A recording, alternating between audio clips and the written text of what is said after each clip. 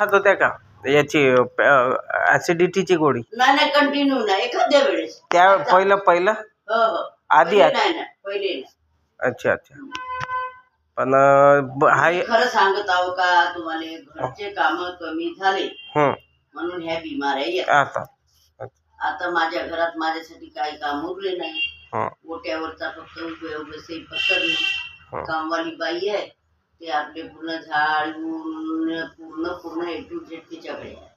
कपड्यापासून आज कपड्याचं वापरणं नाही, भांड्याचं घासणं नाही, अंगणात झाडणं नाही. आता तसं म्हणलं तर त्याच्यापासून ह्या बिमाऱ्या आहेत. बरं, एक्सरसाइज नावाची व्हायची नाही आपली. फिरायला जा ना सकाळीच. बोर नाही म्हणते, थोडसा येतूनच फिरत पहिले जात होतो ना, पहाटे निघून असा गोलचक्कर कॉलनीचा मारत होतो.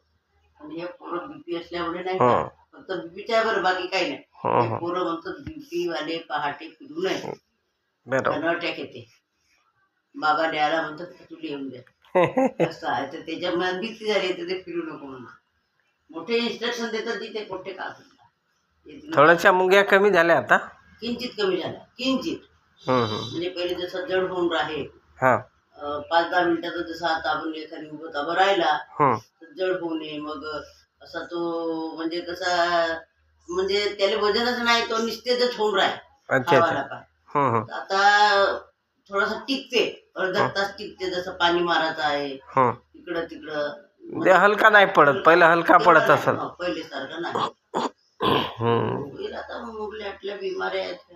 बीपी आहे ना तुम्हाला? ते बीपी नॉर्मल राहते, गोळ्या खाऊन नॉर्मल राहते ना. आम्ही गोळ्या नाही खाऊ तरी आमची कशी नॉर्मल राहते. तुम्हाला बीपी आहे? नाही तर नॉर्मलची नाही, पण ते डॉक्टरना सांगितलं नॉर्मल असून असं गोळी सुटायची नाही. ठीक आहे, भीती वाटते आता. एखादी समजा गोळी नाही खाल्ला काही होईल तर नाही.